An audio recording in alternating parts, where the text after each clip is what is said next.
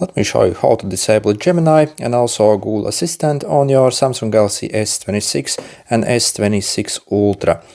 First, what you want to do is you want to swipe up and go to your Google folder here, where you have the Google app. So click on this one, and you want to click on your profile here.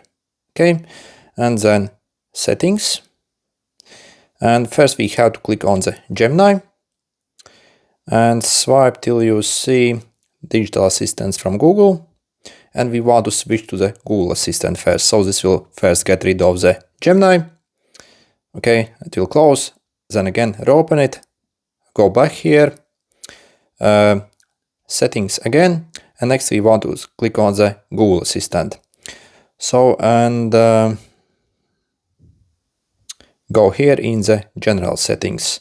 What you want to do, also disable it now from here. And yeah, basically in this way, both the Gemini and also Google Assistant gets completely disabled from your phone. Okay, good luck.